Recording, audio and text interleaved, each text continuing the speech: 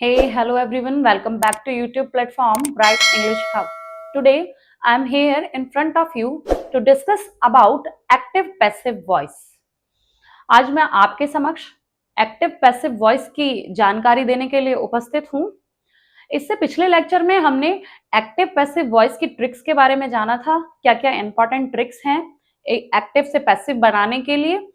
अगर आपको उस वीडियो को देखना है तो आप डिस्क्रिप्शन बॉक्स में विजिट करें, वहां पर लिंक प्रोवाइड कराया गया है, वहां से आप आसानी से उस लेक्चर को देख सकते हैं।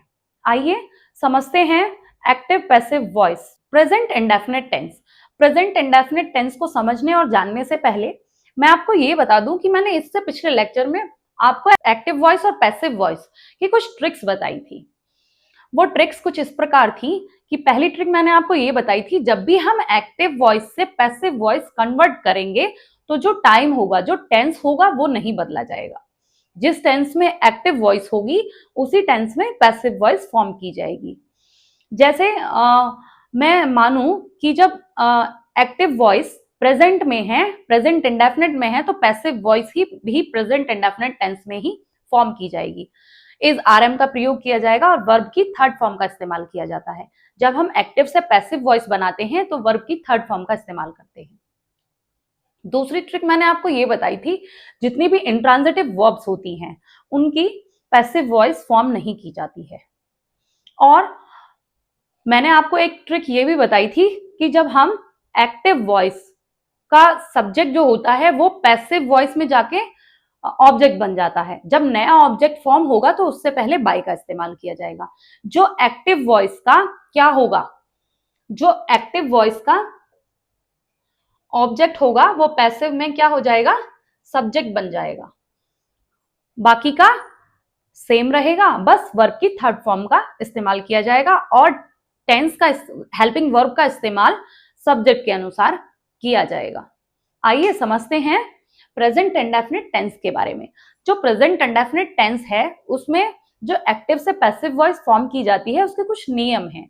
नियम बिल्कुल सरल हैं, जो मैंने आपको ट्रिक्स बताई हैं वही नियम है।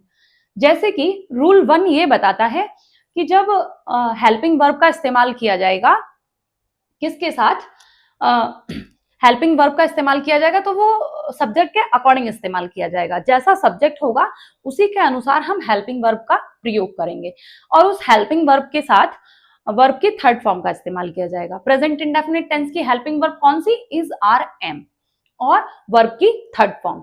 नियम 2 ये कहता है कि जो आई है, जो आई उसके साथ एम का इस्तेमाल किया जाएगा और ये जो प्रोनाउंस हैं ही, शी, इट, इसके और जितने भी सिंगुलर नाउन्स होंगे, आई के साथ एम का और ही, शी, इट और जितने भी सिंगुलर नाउन्स होंगे उनके साथ किसका इस्तेमाल किया जाएगा, इज का इस्तेमाल किया जाएगा। सिंगुलर नाउन्स के साथ ही, शी, इट और जितने भी सिंगुलर हैं उनके साथ इज का इस्तेमाल और आई के साथ एम का इस्तेमाल किया जाएगा। नियम 3 ये बताता है कि जो वी, यू, दे हैं ये कौन क्या है, प्लूरल प्रोनाउंस हैं। ये प्रोनाउन हैं और जितने भी प्लूरल नाउन्स होंगे उनके साथ आर का इस्तेमाल किया जाएगा। सीधे सीधे डिस्ट्रीब्यूट कर लिया हमने। इज के साथ किसका, इज को सिंगुलर नाउन्स के साथ इस्तेमाल करेंगे और किसके साथ, ही, शी, इट के। आई के साथ हमेशा किसका, एम का इस्तेमाल किया जाएगा और वी, यू और दे इनके साथ किसका इस्तेमाल किया जाएगा, आर का इस्तेमाल किया जाएगा और जितने भी प्लूरल नाउन्स होंगे उनके साथ आर का इस्तेमाल किया जाएगा। इसका सिंगुलर नाउन्स के साथ, ही, शी, इट के साथ, आई का एम के साथ, वी, यू, दे और जितने भी प्लूरल नाउन्स होंगे उनके साथ आर का इस्तेमाल किया जाएगा। आइए समझते हैं कुछ एग्जाम्पल से कि एक्टिव से पैसिव वॉइस कैसे फॉर्म होती है। वी रीड अवर बुक्स, यहां पर वी क्या है, वी यहां पर सब्जेक्ट है, अवर बुक्स क्या है, ऑब्जेक्ट है।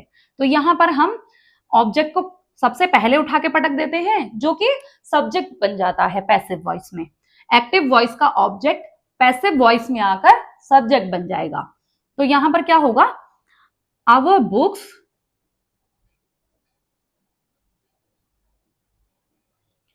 Are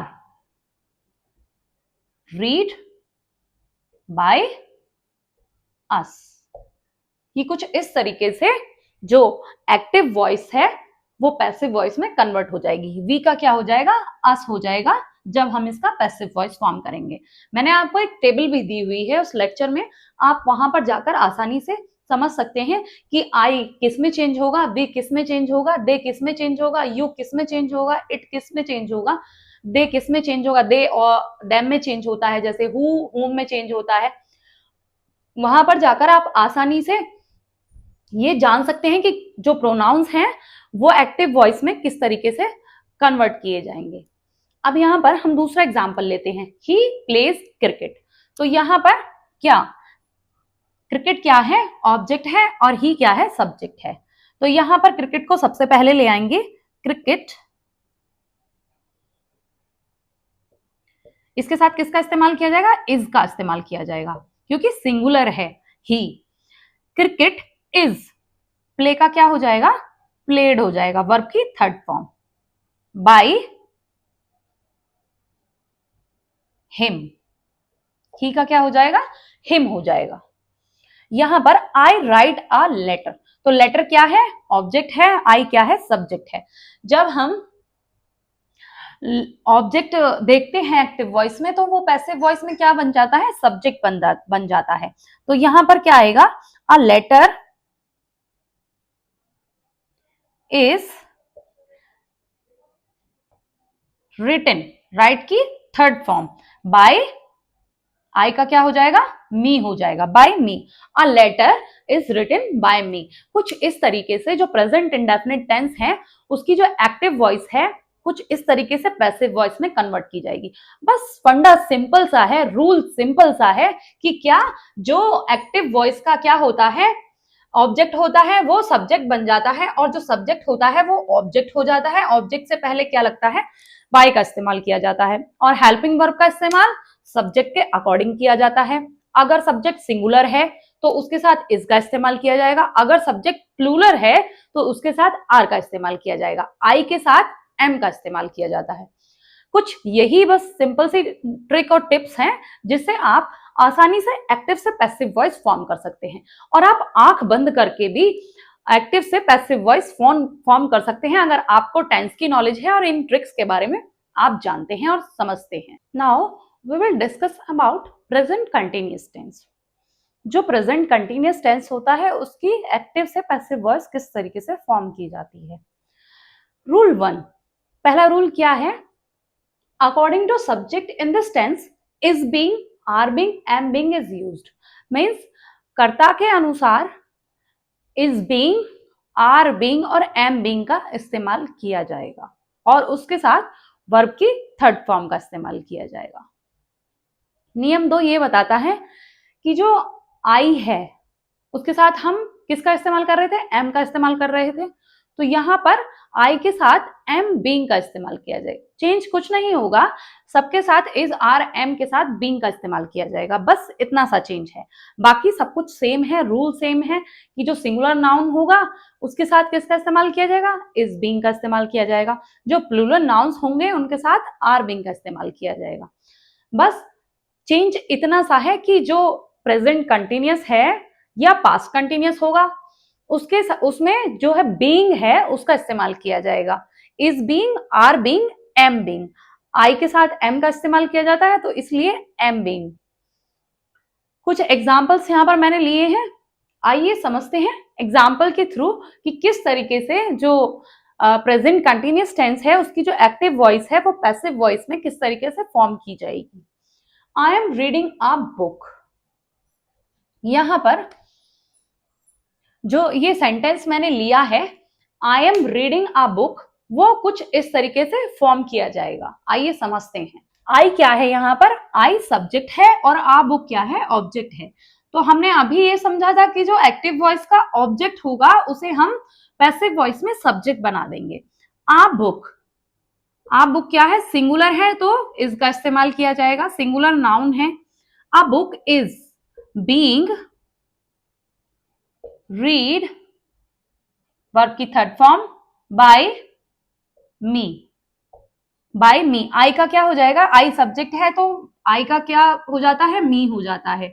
I will be converted into me, और ये क्या हो जाएगा, ऑब्जेक्ट हो जाएगा पैसिव वॉइस में। जब नया ऑब्जेक्ट फॉर्म होता है तो ऑब्जेक्ट से पहले बाय का इस्तेमाल किया जाता है। सेकेंड एग्जाम्पल लेते हैं, you are not playing cricket. तो यहाँ पर जो क्रिकेट है वो क्या है, ऑब्जेक्ट है, और यू क्या है, सब्जेक्ट है। तो क्रिकेट को हम क्या करेंगे, यहाँ पर सबसे पहले उठाकर यहाँ पर पटक देंगे। तो यहाँ पर क्रिकेट, CRICKET, क्रिकेट, क्रिकेट क्या है, सिंगुलर है, तो यहां पर इज का इस्तेमाल किया जाए, is not being played, play की third form, by you, you change नहीं होता है, यू का यू ही रहता है। तो यू क्या है, सब्जेक्ट है, तो यहां पर हमने क्या बना दिया, यू को ऑब्जेक्ट बना दिया। और बाय ऑब्जेक्ट से पहले लगता है, हमने ये रूल पढ़ा कि जब हम पैसिव वॉइस में ऑब्जेक्ट फॉर्म करते हैं तो उससे पहले बाय का प्रयोग होगा। Are the boys writing an essay, यहां पर आर क्या है, हेल्पिंग वर्ब है, जो कि क्वेश्चन वर्ड की तरह यूज की गई है। क्यों, क्योंकि एक इंटेरोगेटिव सेंटेंस है। दी बॉयज क्या है, सब्जेक्ट है, एन एसे क्या है, ऑब्जेक्ट है। तो यहां पर बॉयज के लिए आर का इस्तेमाल किया गया। अब हम क्या करेंगे, जो एन एसे वर्ड है वो क्या है, ऑब्जेक्ट है। जब हम इसे एक्टिव वॉइस के ऑब्जेक्ट को पैसिव वॉइस का सब्जेक्ट बनाएंगे तो सब्जेक्ट क्या है, सिंगुलर है, एन एस से, तो इसके साथ किसका इस्तेमाल किया जाएगा, इज का इस्तेमाल किया जाएगा। Is an essay being written, third form verb की, बाय द बॉयज। ये सेंटेंस कुछ इस तरीके से कन्वर्ट किया जाएगा, जो कि एक इंटेरोगेटिव सेंटेंस था। हमने अभी तक ये समझा कि जो प्रेजेंट इंडेफिनिट टेंस है या प्रेजेंट कंटिन्यूअस टेंस है, फर्क कुछ नहीं है, बस केवल किसका फर्क है, बीइंग का फर्क है। जो प्रेजेंट इंडेफिनिट टेंस है उसमें इज आरएम का इस्तेमाल किया जा रहा था अकॉर्डिंग टू सब्जेक्ट। अगर आई का इस्तेमाल किया गया है तो एम का इस्तेमाल किया जाएगा आई के साथ। और अगर सिंगुलर नाउन है, ही शी इट है, तो उसके साथ किसका इस्तेमाल किया जाएगा, इज का इस्तेमाल किया जाएगा। और अगर प्लूरल नाउन है, जैसे कि वी, दे और क्या, यू, ये क्या है, प्रोनाउंस हैं, इनके साथ किसका इस्तेमाल किया जाता है, आर का इस्तेमाल किया जाता है। वैसे ही प्रेजेंट कंटिन्यूअस टेंस में इनका इस्तेमाल किया जाता है, सिंगुलर नाउन के लिए इज का और प्लूरल नाउन्स के लिए आर का इस्तेमाल किया जाता है। आई के साथ एम का इस्तेमाल किया जाता है। बस फर्क क्या है, फर्क ये है कि बीइंग जो वर्ड है उसका इस्तेमाल इनके साथ किया जाता है, चाहे वो प्रेजेंट कंटिन्यूअस हो चाहे पास्ट कंटिन्यूअस हो। जैसे कि अभी मैंने आपको बताया था पिछले लेक्चर में, जो कि मैंने एक्टिव और पैसिव वॉइस में की जो लेक्चर था उसमें ट्रिक बताई थी, तो उसमें मैंने आपको ये बताया था जो एक्टिव वॉइस है वो 12 टेंसेस में बनती है और जो पैसिव वॉइस है केवल 8 टेंसेस की फॉर्म की जाती है। 4 ऐसे टेंसेस हैं जिनकी पैसिव वॉइस फॉर्म नहीं की जाती। कौन कौन से, फ्यूचर कंटिन्यूअस, जो फ्यूचर कंटिन्यूअस टेंस है उसकी पैसिव वॉइस नहीं बनती है, और जो जितने भी परफेक्ट होंगे उनकी जो पैसिव वॉइस है वो फॉर्म नहीं की जाएगी, चाहे क्या हो, प्रेजेंट परफेक्ट कंटिन्यूअस हो, चाहे पास्ट परफेक्ट कंटिन्यूअस हो, चाहे फ्यूचर परफेक्ट कंटिन्यूअस हो। इनकी जो वो पैसिव वॉइस है वो फॉर्म नहीं की जाती है, इनकी पैसिव वॉइस नहीं बनती है। Now we will understand about present perfect tense. जो प्रेजेंट परफेक्ट टेंस होता है उसमें जो एक्टिव वॉइस होती है वो पैसिव वॉइस में किस तरीके से कन्वर्ट की जाती है, आइए समझते हैं। रूल 1 क्या है, जो हेल्पिंग वर्ब होगी उसका इस्तेमाल सब्जेक्ट के अकॉर्डिंग किया जाएगा। हेल्पिंग वर्ब कौन सी, हैज बीन या हैव बीन का इस्तेमाल सब्जेक्ट के अकॉर्डिंग किया जाएगा और उसके साथ वर्ब की थर्ड फॉर्म का इस्तेमाल किया जाएगा, वो भी पैसिव वॉइस में।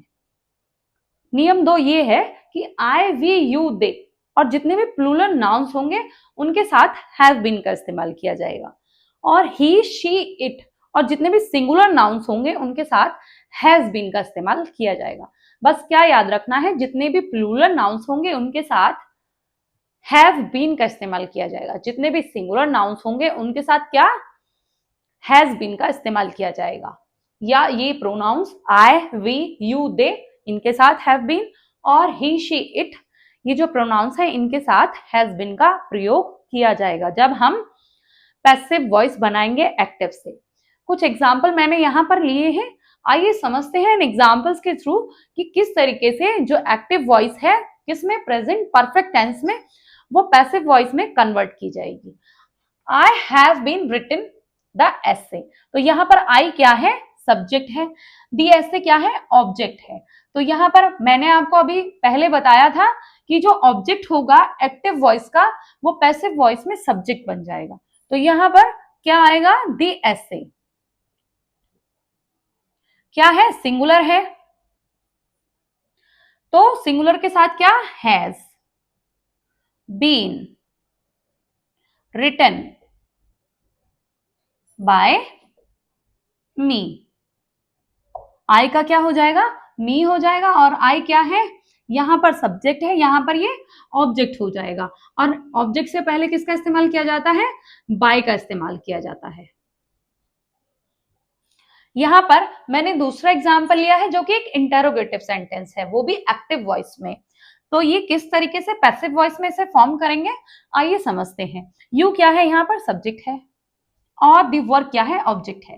तो यहाँ पर जो ऑब्जेक्ट है उसे क्या बना देंगे, सब्जेक्ट बना देंगे। तो वो किस तरीके से आएगा, यहां पर द वर्क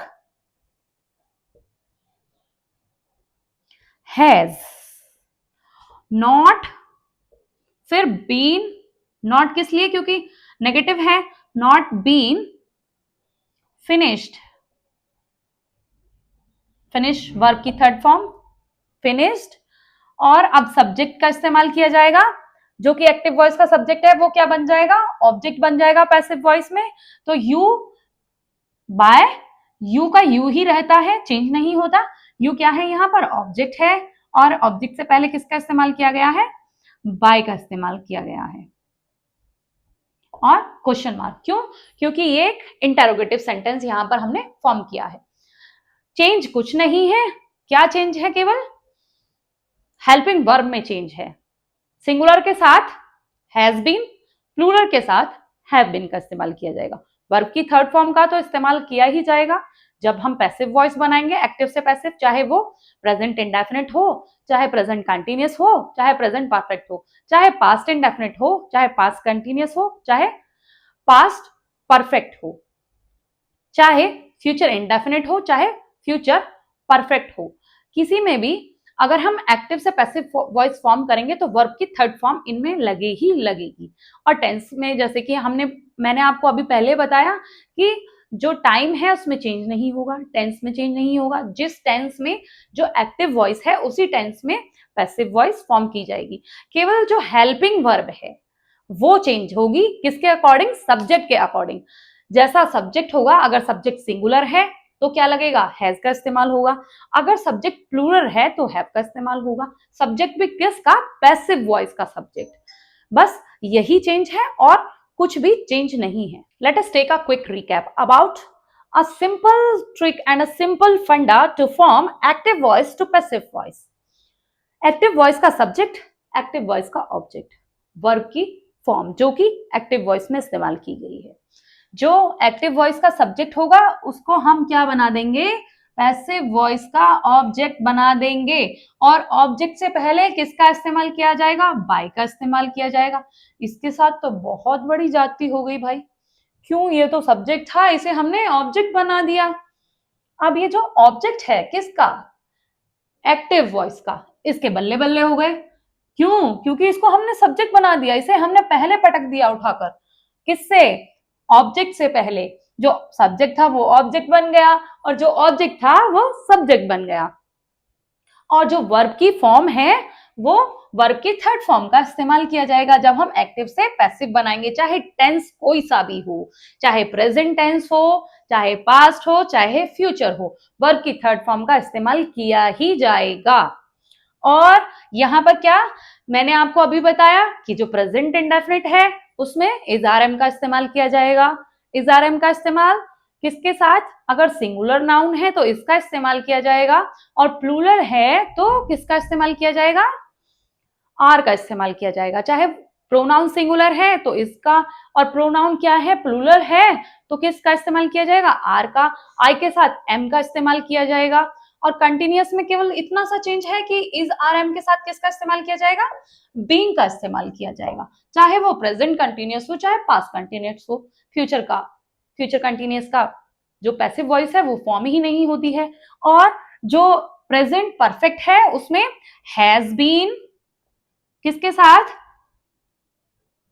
सिंगुलर नाउन या प्रोनाउन, और हैव बीन किसके साथ, प्लूरल के साथ।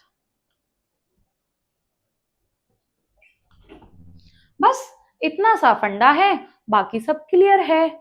आप आसानी से एक्टिव से पैसिव वॉइस फॉर्म कर सकते हैं। बस ये है बातें बातें पता होनी चाहिए आपको, और कुछ इसमें हार्ड नहीं है, इतना कोई रफ एंड टफ नहीं है, सब कुछ बहुत इजी है, स्मूथ है। आप आसानी से एक्टिव से पैसिव वॉइस फॉर्म कर सकते हैं।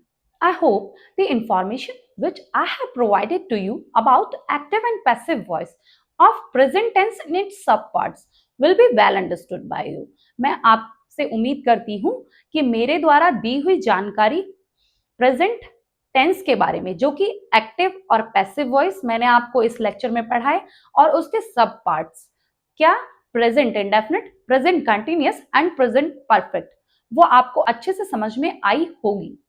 इसी तरीके से जो पास्ट टेंस है और फ्यूचर टेंस है और उनके जो सब पार्ट्स हैं, किस तरीके से एक्टिव से पैसिव वॉइस फॉर्म की जाएगी, जानने के लिए जुड़े रहें अपने प्लेटफॉर्म ब्राइट इंग्लिश हब के साथ। If you like my video, do subscribe my channel, share the video, do not forget to press the bell icon. Thank you.